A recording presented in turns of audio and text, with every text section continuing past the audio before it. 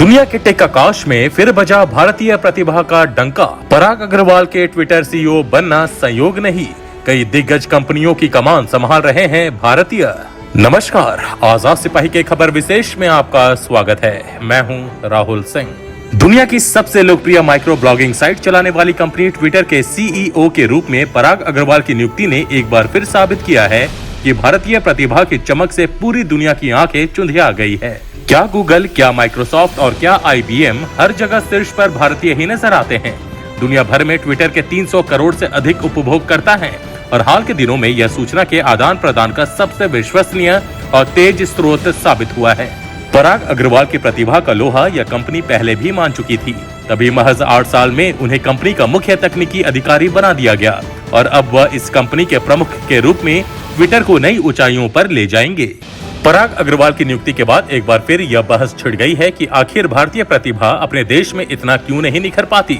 आखिर क्या कारण है कि विदेश में जाकर उसी भारतीय को नोबेल पुरस्कार मिल जाता है, जिसे भारत में रहते हुए कोई मान्यता नहीं मिलती। यह एक बड़ा और महत्वपूर्ण सवाल है, जिसका जवाब दुनिया की दूसरी सबसे बड़ी आबादी वाले देश को खोजना ही होगा। दुनिया को भी इसका जवाब देना होगा।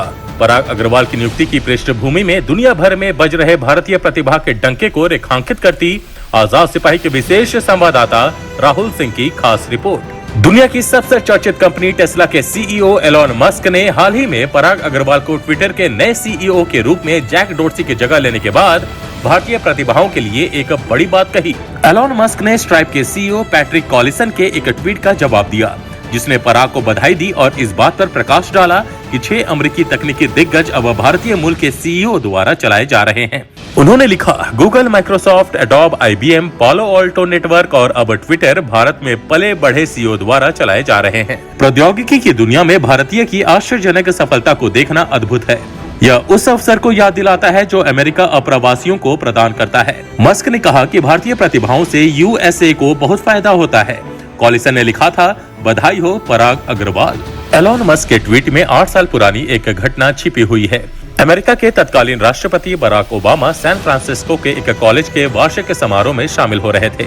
समारोह के बाद विद्यार्थियों का एक समूह उनसे बात करने आया। उस समूह में कुछ भारतीय भी थे। ओबामा ने समूह को 2 हिस्सों में बांट दिया। एक समूह में केवल भारतीय विद्यार्थी थे। एक समूह को ओबामा ने अपने पास बैठाया। दूसरे समूह ने उनसे जब सवाल पूछा कि अमेरिका को आगे ले जाने के लिए उन्हें क्या करना चाहिए, ओबामा ने कहा, दिल लगाकर पढ़ो, वरना इस समूह का हर एक बच्चा तुमसे आगे निकल जाएगा। आज अमेरिका को आगे ले जाने की जिम्मेवारी भारतीय संभाल रहे हैं और अमेरिकी नागरिकों को यह सिलसिला तोड़ने में अभी कई साल लगेंगे। बराक ओबामा की यह बात आज पूरी तरह सही साबित हो रही है। भारत में पले बढ़े और पढ़े पराग अग्रवाल को ट्विटर का सीईओ नियुक्त किए जाने के बाद से साफ हो गया है कि भारतीय प्रतिभा की चमक को अब दबाकर नहीं रखा जा सकता। केवल पराग ही नहीं, भारत में जन्मे कई लोगों ने दुनिया भर में अपने हुनर और प्रतिभा का लोहा मनवाया है। 37 वर्षीय IIT बॉम्बे और स्टैनफोर्ड यूनिवर्सिटी के पूर्व छात्र पराग अग्रवाल पहले भारतवंशी नहीं हैं जिन्होंने किसी अमेरिकी कंपनी की दिग्गज टेक कंपनी की कमान संभाली है। पराग अग्रवाल 2011 में ट्विटर से जुड़ने से पहले माइक्रोसॉफ्ट, याहू और AT&T लैब में काम कर चुके हैं। वह गूगल के सीईओ सुंदर पिचाई, माइक्रोसॉफ्ट के सीईओ सत्य नडेला, एडोब के सीईओ शांतनु नारायण की सूची में शामिल हैं। इनके अलावा IBM के अरविंद कृष्ण, फ्लैक्स की सीईओ रेवंती अद्वैती, एरिस्टा नेटवर्क की जयश्री उलाल, पालो ऑल्टो नेटवर्क्स के निकेश अरोड़ा, वीमियो की अंजलि सूद और GoDaddy के अमन भूटानी का नाम प्रमुख है। संयुक्त राष्ट्र की एक ताजा रिपोर्ट में कहा गया है कि दुनिया के विभिन्न देशों में 3.80 करोड़ भारतीय प्रवास कर रहे हैं। इनमें करीब 20 लाख वे लोग शामिल नहीं हैं जो फिजी से सूरीनाम तक फैले 200 देशों में पिछले 100-150 सालों से वहीं के होकर रह गए हैं।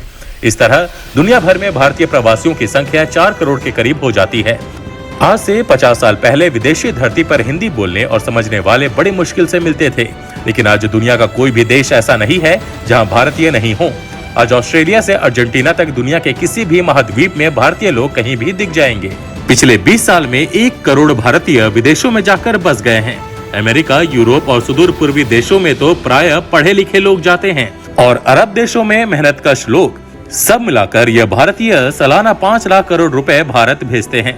सबसे बड़ी बात यह है कि विदेशों में रहने वाले भारतीय हर जगह अपना दबदबा कायम कर रहे हैं। प्रवासी भारतीयों का एक गुण जो हर जगह प्रशंसा पाता है वह यह है कि यह भारतीय स्थानीय संस्कृति से पूरा तालमेल बिठाने की कोशिश करते हैं। लेकिन भारतीय संस्कृति उनकी नस नस में बसी होती है। वे भारत में नहीं रहते, लेकिन भारत उनमें रहता है। वे उन देशों के लोगों के लिए बेहतर जीवन पद्धति का अनुकरणीय आदर्श उपस्थित करते हैं। और यदि बात दुनिया के सबसे ताकतवर मुल्क अमेरिका की करें, तो यहाँ के दिग्गज कंपनियों की कमान भारतवंशियों के हाथों में है। प्रशासन से लेकर तकनीकी दुनिया में भारतवंशियों का जो डंका बज रहा है, उसकी अनुगूंज एक बार फिर पराग अग्रवाल की नियुक्ति के रूप में सुनाई दे रही है। लेकिन सवाल यह उठता है कि यह प्रतिभाएं भारत में अपनी चमक क्यों नहीं बिखेर पाती? भारत में उनके लिए अवसर नहीं है, या फिर प्रतिभा पलायन के लिए दुनिया की दूसरी सबसे बड़ी आबादी वाला देश अभिशप्त है? इसका सवाल नकारात्मक है। भारत में न तो अवसरों की कमी है और न ही प्रतिभा पलायन यहाँ के लिए अभिशाप है। यह समस्या जरूर है, लेकिन असली समस्या भारत के प्रति दुनिया का नजरिया है। दुनिया, खासकर पश्चिम के देश, भारत को महज सांपों और जादू टोनों का देश मानते हैं। इसलिए भारत में चाहे कितने भी बड़े काम क्यों ना हो, उन्हें नोबेल पुरस्कार जैसी अंतर्राष्ट्रीय मान्यता नहीं मिलती। पराग अग्रवाल की नियुक्ति के बाद अब भारत के प्रति दोयम दर्जे का नजरिया रखने वालों को जवाब देना ही होगा। आज के आजाद सिपाही के खबर विशेष में बस इतना ही।